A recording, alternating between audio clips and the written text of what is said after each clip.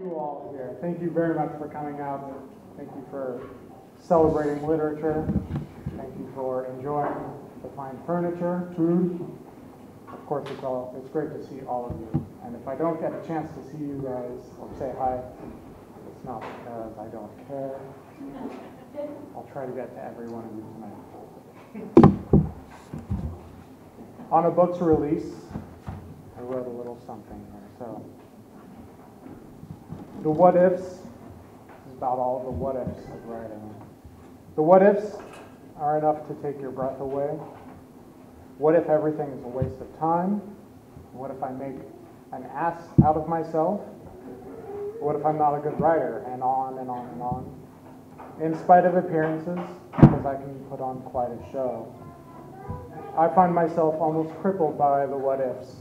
Maybe these are sensible questions in moderation. Maybe it's okay to be haunted by them just a little bit. The what ifs can be useful, quality control. They can make sure that you don't get ahead of yourself.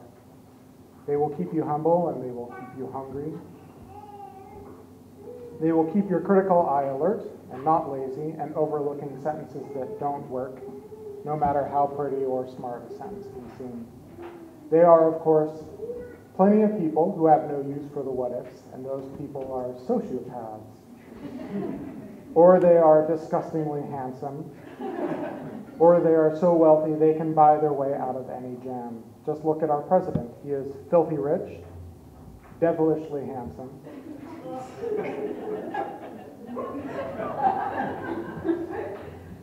and a bona fide, effervescent sociopath. But for the rest of us non-Trumps, if we are producers, our most valuable tool in crafting anything even remotely useful or entertaining, let alone remarkable and marketable, is a healthy helping of the what-ifs. But we are also Americans, and we tend to conclude that a little of a good thing can be much better if served in heaping portions. And this was my diet for many years. And now I'm 40 years old, and I'm only just now getting around to publishing this little book. I'm certainly no prodigy. In my case, everything I wrote was garbage. And I couldn't possibly share it with the world. I was never done with anything, which I know is a cop-out. Anyone frowning over anything you've written is so easily dismissed with a flippant, "Oh well, the reason you don't like any of my stories is because I'm not finished, really. I was never done with anything." And this is all well and good. If I believe one thing about writing, I believe in best case scenarios, actual writing, the kind that you imagine Jack Kerouac plowing through on long sheets of paper is 20% of the process. Best case scenario. A more realistic estimate is that actual writing is 10 to 12% of the journey. This pretty grim prospect for anyone wishing to churn out a massive body of work before they croak. But again, all things in moderation. There comes a time when you need to draw the line and move on. Are you going to be a writer or are you going to be a narcissist? And so it is in this spirit, a tearing down of standards and a dismantling of ego, that I bring you this little book. There is no glamour in these stories. There is no genius. There is only slow, boring craft. A lot of very hard work, up to a point of diminishing returns, at which point the book is now going forth to stand on its own legs. Luck favors the prepared is an audacious cacophony of mistakes, missteps, misadventures. It is a beautiful bouquet of what it means to love and loathe in the same breath. It is embarrassing, it is terrible, it is magical and graceful. Above all else, it is for sale for $14.95. You won't find a better deal in this house until you can make it over to that keg. Until then, I hope you guys enjoy this story.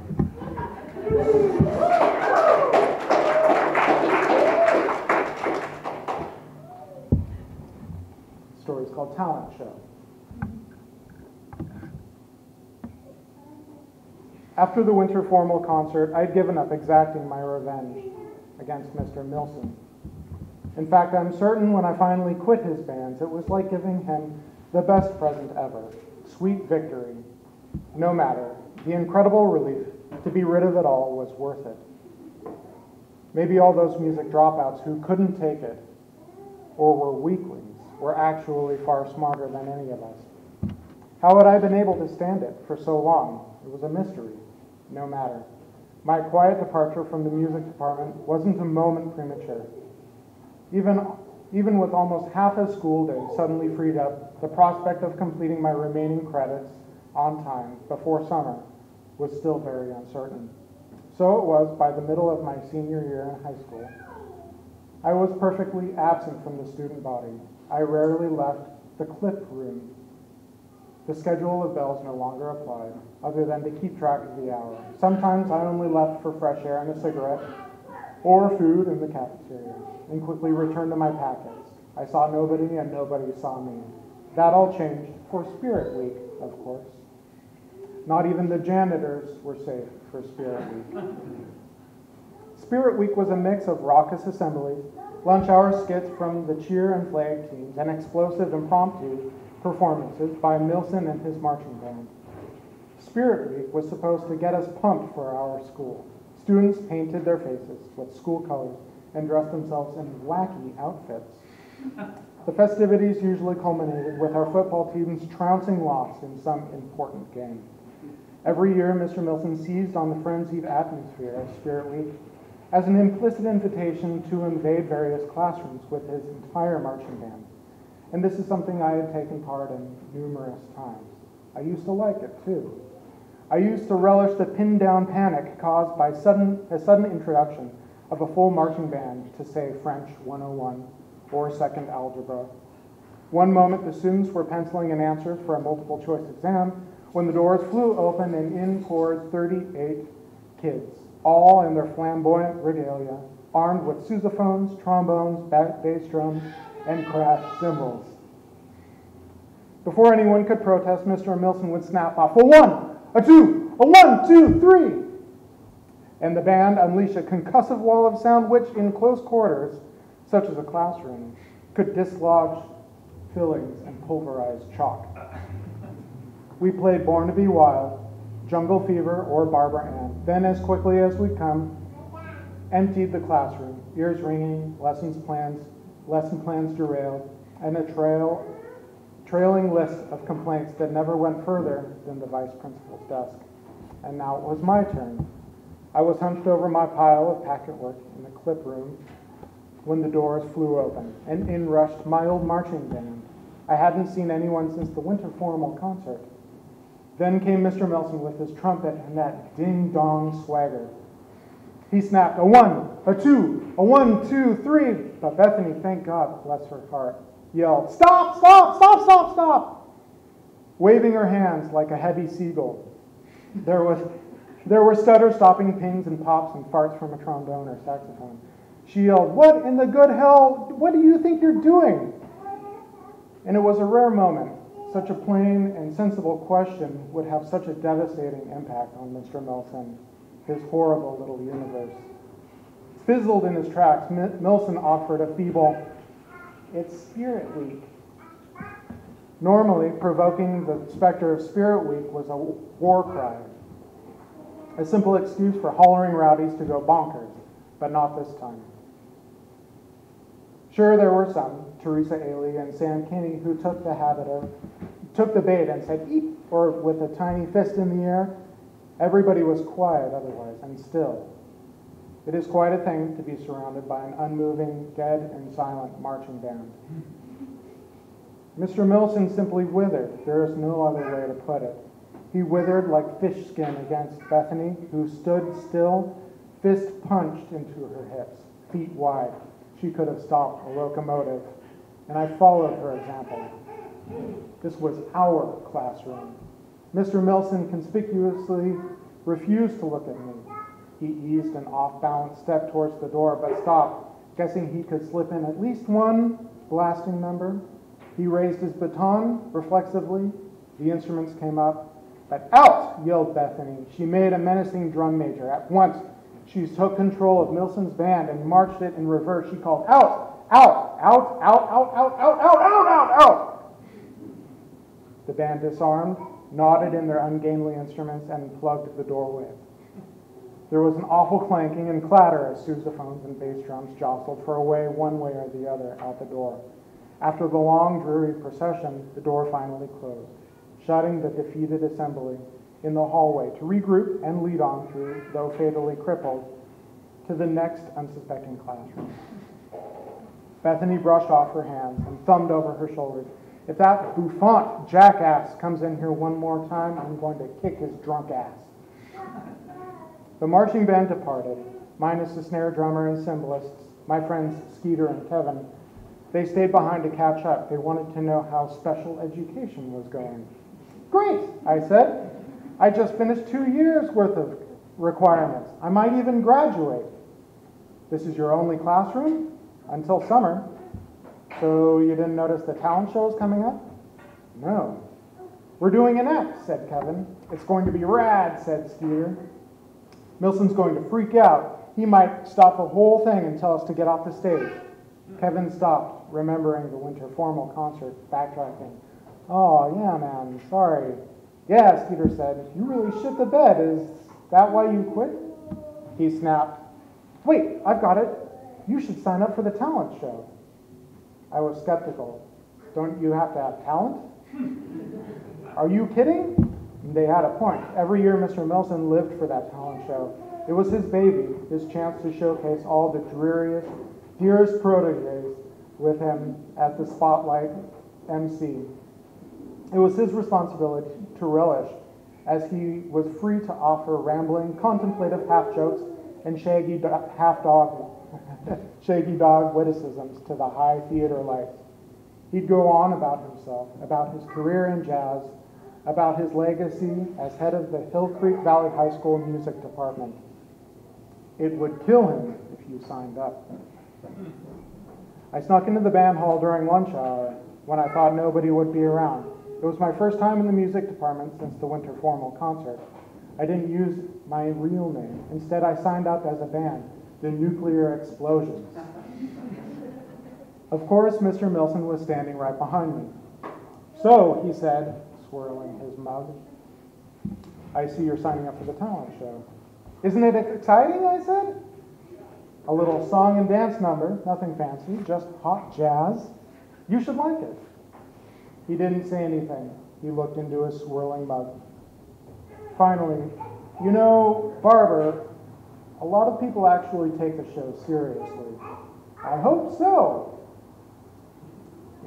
It's their opportunity to shine. It's their chance to show off their hard work and, of course, their talent. Is that why it's called a talent show? It is not a joke or anything to laugh at. I hope not, I said. He waited. So then you're still signing up? Oh, you betcha. What will you play? I have no idea. What became of the glut of recently freed time from quitting my music courses? All it took was the hinting flavor of revenge to suck me right back in. This time, locked up in one of the practice rooms with a collection of instruments pilfered from the music department's generous odds and ends closet. A lot of people stopped by to look in the window of the small room, curious to see what all the racket was about. They saw who was in there. They gave a confirming little nod. Eventually, I just turned my back on the window and went right back to playing extra loud. Then there was a knock on the door, which I ignored, but the knocking became louder. Looking in was Randy Nguyen, and two of his teammates from the Eagles' defensive line. All three of them helped to make our football team's last 2 seasons a perfect procession of humiliating losses. In spite of irregularly having their asses handed to them on the field, they still walked the halls of our schools with Letterman impunity. Their reign of terror was an indiscriminate plow of face palms, shoulder checks, and twisted arms, but it was their suspiciously singular obsession with anyone suspected of homosexuality, their gay fixation, which earned their sad little gang the nickname Ménage à Trois. They were notorious assholes. I shrugged and went back to playing the guitar.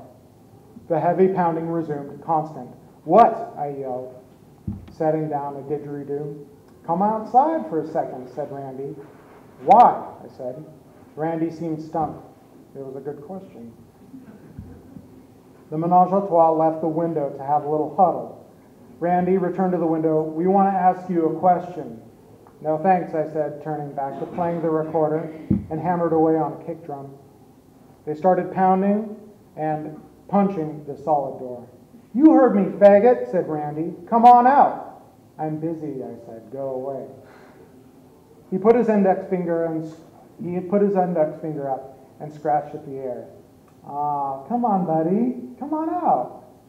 I stepped to the window. Randy and I were almost nose to nose, aside from the small pane of safety glass. "I don't wanna." "That's cool," said Randy. "We'll wait." I could wait as well. I had all day. I had no classes to attend and a collection of cast-off broken instruments to learn. As luck would have it, I had a banana and a couple course packets I could work on to pass the time. Normally, between periods in the music department was a din of rowdiness. Students joked and jostled each other, but the surprise presence of the menage a trois shut everything right up.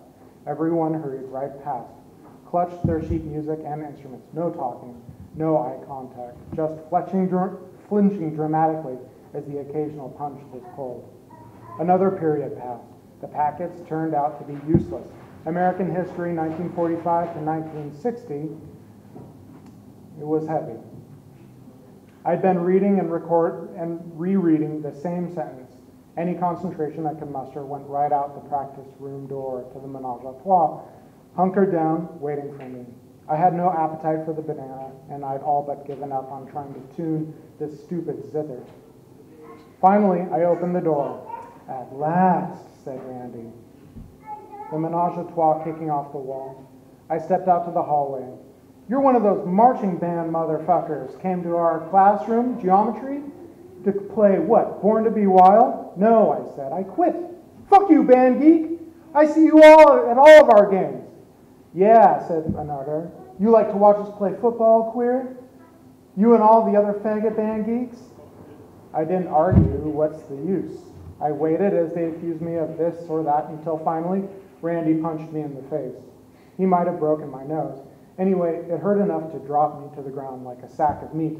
The menage a trois stood over me, threatening with more if I got up, so I didn't get up. Eventually, they left me alone. I gathered my books, threw away the smashed banana. My scattered packets would take some rearranging. The two sets of doors, one for the choir room, the other for the band, were each crowded in with 3 or 4 faces, some of my former bandmates, all scrambling over each other to catch a peek of the action. "What happened to your face?" said my mom. She held my freshly punched face to the light. "I got hit playing basketball." My brother craned in to get a good look as well. Of course, he'd heard the real story behind my red nose and fat busted lip. The news had managed to reach him, even though we attended separate schools. My mom was suspicious. I didn't think you play basketball, do you?" "Sure I do." She was still skeptical. "With who?" "With the guys." "The guys? Who are the guys?" "Oh," I said, "Skeeter and Kevin." "Skeeter and Kevin play basketball?" "No, they don't." My brother was enjoying this conversation. He added, "Do you have to get punched in the face before you can play basketball?" The night of the talent show, just before the curtains went up on the first act, Mr. Milson sidled over to where I was plucking away on a 3-string ukulele. "I'm afraid," he said, "I have some bad news." "Oh? You signed up as a band?" he asked. "Yes, the nuclear explosion." "Cute," he said. "That's just the thing. See, if it's just you, it's a solo act. A solo act can't participate in the band category." "Why not?" I asked. He crossed his arms. "It's not fair. Everybody else put in the effort and coordination to get a group together." "Isn't it?" I asked. "Fair?" "No, it gives you the advantage," he said. "How so?" "It just does," he said. "Okay, then I'm a solo act." "That too," he clucked. "Solo acts are full up. No more allowed." Allowed. "Okay, then," I concluded. "We're a band. We're the nuclear explosions." "Whatever," he said, finally exhausted. "Your band can go on last." Mr. Milson took the stage. all smiles, to say how proud he was to introduce the third act, a trio of flautists. I hurried to go scare up a band and found Skeeter and Kevin in the choir room practicing their kazoos. I need a drummer, I said. They looked at each other, not sure what to do with this news. Mr. Milson won't let me go on if the nuclear explosions is just me. Well, that sucks, said Skeeter. What are you going to do? Convince one of you guys to join the nuclear explosions. What do you say? No, said Skeeter. And who could blame him? Kevin said, sure, I'll do it. I have to warn you, though. Yes? It's going to be bad, I said. Right, he said. Like awful, I said. Okay. Like terrible bad, and it will go on and on and on. Okay, he said. How long? I suppose until Milson kicks us off the stage. The act Mr. Milson introduced as the Highwayman walked to the microphone. He wore squeaky black cowboy boots, solid black jeans, and a starched dark purple shirt with a black bolo tie. He wore a cowboy hat with his brim so wide the stage lights cast his whole face and shoulders in shadow. Football rowdies yelled from their clutch in the audience, "Fag!" He nodded his big hat to the sound booth. The music began, soft piano, the opening strains of Desperado. The Highwayman sang the first note, and when his voice came, everyone just stopped. He didn't move at all, just stood there with a dumb thumb hung in a belt loop, the other hand gripping the microphone, somewhere under that giant hat. He dipped the hat to pause, and then rung another lush, honeyed verse. As the song faded to close, the house came down around him. Everyone was on their feet, screaming. Even I was standing and clapping. He removed his hat, the big reveal. Underneath that wide brim was Randy Nguyen, pouring sweat. He stepped back and took a gracious bow and slipped under the hat again. Even after he stepped off stage, the crowd was still standing, shouting for an encore, even his teammates.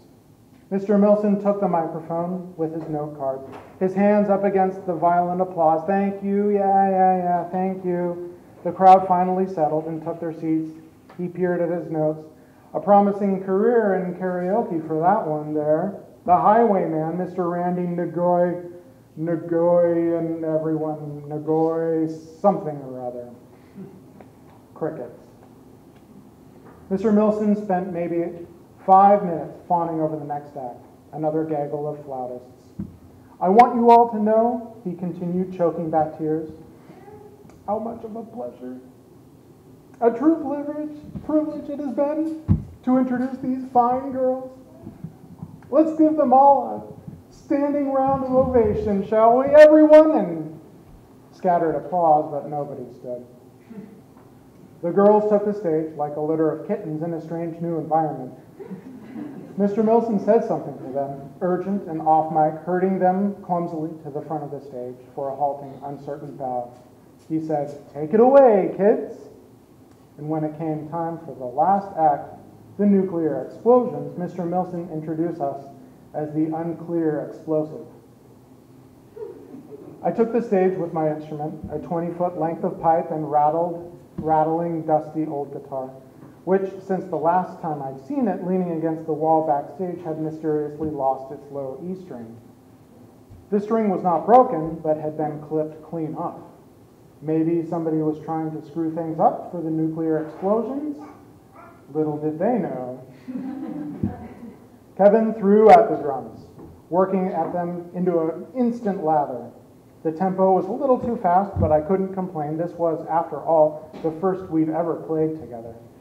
I'm just glad he happened to choose the right time signature. I'm lucky he was such a sport. With the drums in a crashing, rolling boil, I tucked into the chords that may or may not have been the correct chords to the Everly Brothers' Let It Be Me. No matter, the sheer volume was impressive enough.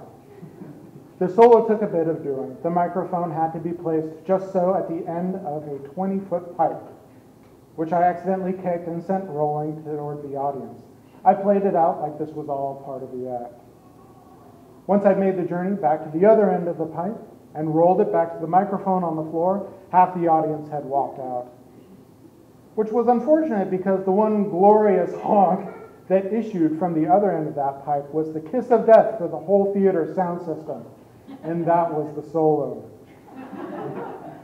Speakers buzzing and cutting out, we finished the set with an indulgent freakout, brought home by the sizable cut on my lip from the shard on the edge of the pipe. I was bleeding freely. It was all part of the act. The end of the school year, I turned in my last packets with a warning. American history, I told Bethany, 1945 to 1960. It has some blood on it. She took the packets. That's odd, she said. Most people are quite romantic about America's post-war years. And some banana, I said. I waited as she and Laura looked through the packets. 2 came in at a B+, and 1 was an A-. All 3 were fails, since I pre-selected their grades to be an A. I can correct the mistakes, I begged. I still have time. No, said Bethany, you have everything except for time. On the other hand, said Laura, whatever that was at the talent show, I can assure you nobody is holding their breath for next year's encore. She handed me the packets. I'm sorry. And that was that. I took the bloody, crumpled packets across the school to my counselor, Maureen Clark. I'd already ordered and paid for my commencement gown and cap and was thinking how expensive that was when Maureen, on the phone, mentioned for me to take a seat in front of her desk. No, he's here now, she said on the phone. 3, dang, that is close. What were the grades? Maureen waited, listening. But he chose A's? She put her palm against the receiver and mouthed, just a second. Everybody's got plenty of time. Everybody except for me. I would be coming back for a 5th year of high school. I melted in my seat at the very thought of it. I was on the verge of fainting to this half of their conversation. Maureen and Bethany casually discussing my future. Maureen set the phone in its cradle and laced her fingers and leaned in and said, well. The first day of school, I stalked around the music department with my corrected packets. I was caked in dirt and sunburnt on break from my construction job. I peeked into the band room door. There were a couple students milling about, old friends catching up after an eventful summer. The head of the music department, Mr. Milson, was in his office reclining in a high-back chair. He cradled his mug on a tummy shaped like a perfect cantaloupe. Some kids said, excuse me, as they slipped past me on their first day of band. They must have been freshmen. I didn't know any of them, and nobody knew me. Mr. Milson took a wincing pull from his mug and returned the beverage to its paunchy cradle. He looked out. He leaned back in his chair to admire the view out his window. Well, that's it. Yeah.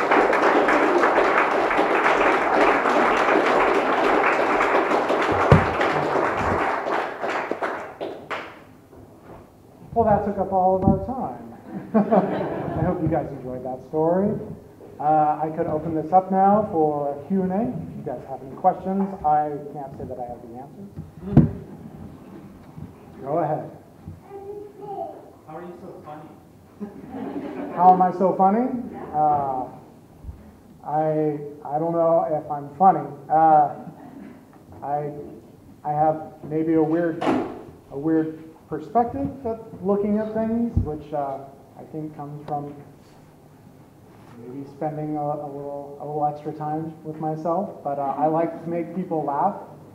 It's hard work making people laugh, and if you can get a reaction out of people, that's like the ultimate. It's super making people laugh. So I try hard at it. I'm pretty envious of people who it just comes so naturally. But all of this is all practice. Even this right now, I've been over this part like 5 or 6 times before. So yeah. If you haven't signed up for the raffle, that'll be happening very soon. So you can win this beautiful wood chair or other books and goodie things. We do. We have so some. Now's your time to sign up really quick while he's doing Q&A. Because he's going to do the raffle right after. Yeah, take advantage of the raffle. We have some bookish goodies. We have a Capisco chair. graciously provided by Foley Furniture. The Capisto chair is a fabulous chair, so go for it. Dig. How did you get a 20-foot pipe on stage as a high school kid? Was that already on stage, or did you bring it? That's a good question. So it was a theater, and the stage has a number of pulleys and levers that raise and lower curtains, and those curtains are attached to galvanized pipe that's about 2 inches thick, and so I used one of those. You just roll it out? Yes, but because they're not traditionally used as didgeridoos, they're cut fairly quickly, so the shard on the edge of it cut my lip, and it was blood like this. So it was a pretty dramatic end to an awful performance. I really cannot emphasize how terrible my performance was. So completely autobiographical, right? For better or worse. Yeah, names have been changed. Some of them, my friends' names I did not change. Yeah, lived through it all. Thankfully, so many people have told me about their band experiences that it was not nearly as terrible. Our band leader was, he had opportunities, we could say, but hey, they made some great stories. So I'm just glad I wrote them first. Travis. Yeah, I was wondering if there's plans for future autobiographical, crazy, tragic, hilarious stories. There are, yes. I got a bunch in the works, actually. You did. Yeah. Well, you remember when I worked in the mill cell at Chris I remember King? that fondly. Yeah. And I wrote a whole bunch of rhyme and meter poetry there, so I was doing my job. I was chamfering, and I was getting parts made. But as any machine operator will tell you, in a machine shop, there's a certain amount of downtime as you press the go button. Most people would sit on one of the rag buckets with their mouth open and just wait for the cycle to figure itself out. So I wrote poetry. And I don't recall a coffee stain and like a notebook. Yeah. Little cell area for you. Yeah, you can do everything you want as long as it's on a clipboard. People think like if you look like this at a clipboard, like Or Chad would always walk around with a set of calipers. a set of calipers because you're on your way to measuring something. So it looks like you're working. So you could be writing poetry on there. Every now and then Stephen would catch a look at the poetry and he'd just look disgusted. So that is on the way. Hey, all right. About Stephen after that. Yes. That's Dorothy. Yeah, I've got to ask, where is is it Milton or Milton now? Mr. Milson, yes, he has passed away since. So it's a great story about how he was eventually fired from the band department.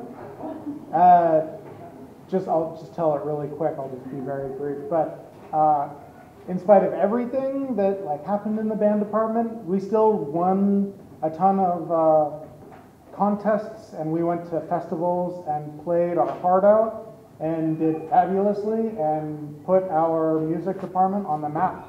The music department got our school a lot of funding and a lot of recognition, and it made a lot of really talented kids. Kids, it turns out, are incredibly resilient to verbal abuse, and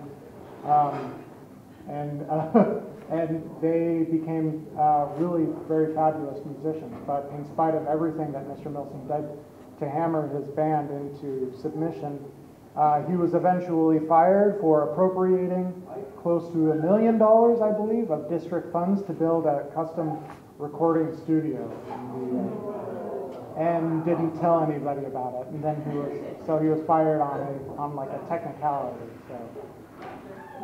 So I heard about this years after I went to this school, and I guess he had a great going away party. There was cake, so it was a good one. Yeah. Okay. Well, we're going to have a raffle here in about 10 minutes. You guys, this is your chance to sign up and get down for that raffle. And thank you all so much for listening. Thank you for your patience, and thank you for coming as well.